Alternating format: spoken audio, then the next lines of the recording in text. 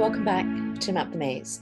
So this week is the last week of Atomic Divorce Habits, and I wanted to try and put together some of the ideas that we've talked about into kind of a summary, like a plan of action, if you will, that could be helpful if you are working through your divorce and separation, if you've maybe have divorced and separated, but think it would be worth looking at, can we change some of the habits that we have in place? And here's, I guess, what I think are the key points that might be helpful for people who are trying to change some of the habits that they may have as co-parents. So the first thing is have a game plan. I mean, it's kind of, I guess, that saying, if you fail to plan, you plan to fail. But having a plan, particularly around habits, is really important. One of the things that I think James Clear is really helpful about explaining is that this is not about willpower, that people who seem to be really disciplined about going for that morning run or getting stuff done in a timely manner, it's not because they have better willpower than other people, it's because they have better systems. They have structured their environment to give them the best chance for success. So whether that's leaving your running shoes next to the door in an accessible place, having your running kit placed out the night before so that when you wake up, it's the first thing you see. Those systems are what helps them to keep going. That if we just rely on willpower, that's a really hard prescription for anyone to make. So what are some of the things that he talks about? I think one thing that he talks about, which is really interesting and that is obviously true, but we don't really think about in these terms, is that our habits shape our identity, and the converse, our identity shapes our habits. So instead of saying something like, I'm somebody who, is trying to make this co-parenting thing work post-separation, change that. Just changing the statement is a way of telling yourself, I'm changing my identity, that then my habits are going to change, to I am someone who is working at co-parenting, positive co-parenting. I am working at communicate. I am someone that communicates well with my co-parent. I am someone that co-parents well, that has put systems in place. So starting to think about things in a more positive way. He also suggests making positive statements. I will, whatever the behavior is that is relevant for you, at the relevant time, again, whatever that is, in the relevant location, if that's also something that's important. So for example, I will at parent-teacher evenings behave in this way, whatever that is. And actually making those positive statements is a way of framing your identity, because it's no longer in the sort of the Yoda terms, I'm going to try. It's, this is who I am. I am the person who goes to parent-teacher evenings and has a constructive approach and constructive communication with my co-parent, regardless of what they're doing. I would say one of the things that is hard is that this is not a unilateral project. It's kind of a bilateral project. But the way that we are impacts the way that others are with us. So to use an example that doesn't come from the co-parenting world, but comes from my work experience, I worked on a trading floor for 11 years. And when I started, I was working with a whole number of really, well, that didn't really change. It was the whole way through. But at the beginning, I remember working with a particularly challenging group of sales traders. And one of them in particular, I just found every time we had an interaction, it was hostile. He seemed aggressive and unpleasant and pushy and ungrateful for anything that I ever did to help his clients get organized. And it felt like I was never going to get better. And it felt really abusive. It felt like the relationship was abusive. And I remember going to do a meditation training with a monk and I was really not suited to it, that I'm not one of those people who can sit and quiet their mind. I need to be doing something, whether it's painting or walking. I can't just sit. Anyway, he realized this and he said, well, let's think about one thing that you would like to really change going forward. And I said, well, I'd love to change this because I find this makes my workday really difficult and unpleasant. And I'm finding it really upsetting having to constantly work in this hostile environment with this sales trader. And he said, how lucky you are, which really didn't feel lucky, but he said, how lucky you are that he is there to teach you all about your limits, because it is rare that we get to learn things, new things about ourselves, and he is giving you a gift. And I have to say, it didn't feel like a gift that I wanted, but I tried to take on board what the monk was telling me. And he said, what you do is when you go back to your office, because sadly you're not going to stay here in this incredibly calm, peaceful, beautiful place, you're going to go back to your work life. When you go back, try and view him when you're interacting with that sense of gratitude, that actually what he's doing is teaching you something about yourself, and that is a rare thing for somebody to be able to give you that gift. So I was skeptical, to say the least. And I remember going back and thinking, well, this is never going to work, but I'm willing to give it a go. And for the next month, I actively, every time he came over to my desk, every time I had to go and speak to him, I would engage with that thought that the monk had given me, that I needed to treat this person with a sense of gratitude, and I needed to change the way I was behaving. And then something kind of miraculous happened. Nothing had changed in terms of the context of our work environment, but I had changed. And that was enough. That was enough to change the way that he responded to me. By the end of that month, we were working really collaboratively. And when he left a couple of years later, he was a friend in a way that I had never believed would be possible.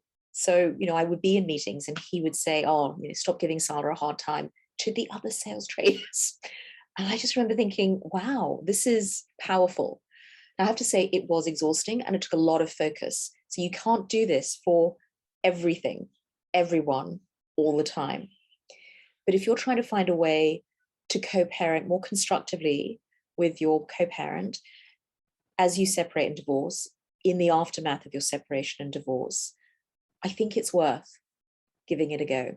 Changing the way that you are to see if you can, over time, change the way that they are. And definitely there is this idea that it's the interactions that we're having, that there is something about the way that people interact which leads to conflict. And if one person de-escalates the conflict or steps out of the conflict or doesn't engage in the conflict, it changes the quality of that interaction.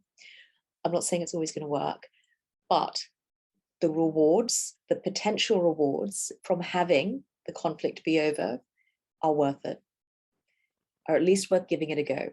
So what I'd suggest is actually try and engage with making this about your identity. I am a cooperative co-parent. I am a constructive co-parent. I co-parent constructively as a change to your identity, having a plan for, in this event, I will do this. When they come for handover, I will behave this way.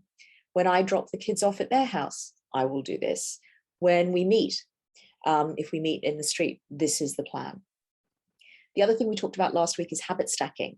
So if there's something that you already do, so perhaps you already maybe check your child's school diary for any notes from the teachers.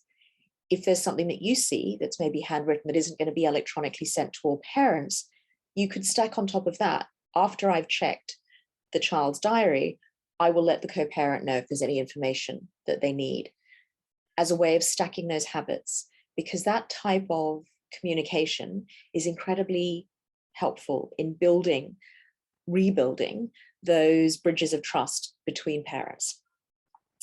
The other thing that James Clear says, which I really think is helpful, is we don't rise to the level of our goals, we fail to the level of our systems. So this is this idea about willpower isn't enough, that actually you need to be putting yourself in an environment, giving yourself systems to enable you to succeed. And that can be difficult, but I guess what I would suggest is we need to think about that kind of reference to the Goldilocks principle, things that are going to stretch us enough to challenge us, but not overwhelm us. So building those baby steps to better communication or better behavior or better boundaries. He also talks about tracking progress as an incredibly helpful way of monitoring and motivating, because if there's one thing that he makes very clear is that we continue to do things, to have habits, because on some level they reward us, whether that's a shot of dopamine, whether that's we get a feeling of satisfaction, whatever it is, the habit is there because we've built in a reward.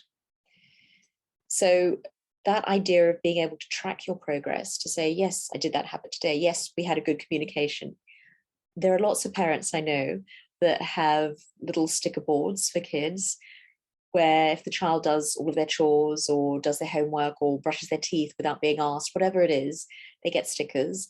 It's a visual tracker of their progress. And he talks about how important it can be to build that in. Now, I appreciate it's not for everybody. From my perspective, I think it's a really helpful tool. So even if you just have somewhere in a diary that you mark down, good interaction today, tick, and you can start seeing we're building that up. This is becoming the habit. The habit is becoming constructive co-parenting. I think I would say it's work. It's really hard work. And I see parents going through their mediation, starting that work, trying to find a new way to interact from when they have been in relationship, when they've been under the same roof. And it's never easy because everything before has been organic. They just kind of evolved from the reality of their family. And now people are actually asked to sit down and think about, well, what should this look like? And it can be hard, not to mention the fact that as people divorce and separate, there can also have been some really negative interactions, and some really bad behavior can have triggered a lot of really negative feelings on both sides. So I guess what I would say is it's hard. I'm not saying it's easy, but I think this is another way of thinking about how do I build into a co-parenting relationship that works for my children, that's a little bit different. And for some people, I think that different emphasis, the different lens is actually helpful. So if this is something that kind of resonates for you and you think, you know what, I can see this as building habits, and then understanding that these habits become my identity, that my identity and the way that I interact will stimulate changes in the other person's interactions, even if they don't know that you're doing habits or you're habit stacking. I think it's really helpful. It's another tool. There's no, as we often say in mediation, there are no magic wands. There are no magic tools. Not everything works for everyone. But I do believe this idea of creating habits and using that as a way to build those baby steps towards a better co-parenting relationship is a way of thinking about it that I think can really work for some parents. And I guess what I would say is that little story that I just told about what it was like in my workplace, it doesn't even have to be both of you are on board with this idea that actually changing one person's way of behaving changes interactions.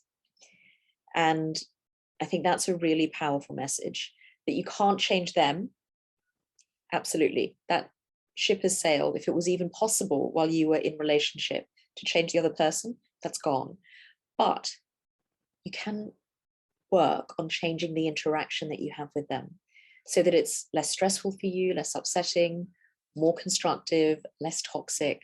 And I think those are goals that are really worth working towards. That if you can acknowledge, respect the fact that they're your co-parent, but also feel like it's not this dreadful ordeal every time you interact with them, that will pay dividends, not just for you, but also for your children. So have a think about it. And if you're interested, I would definitely recommend checking out James Clear's book. So I hope those ideas are helpful, interesting, something to think about. As I said, no magic wands, there's no guarantee everything works, but I think some things are worth giving a go, particularly because the wins can be so great for you and for your family. So take care, and I'll see you next week. Bye-bye.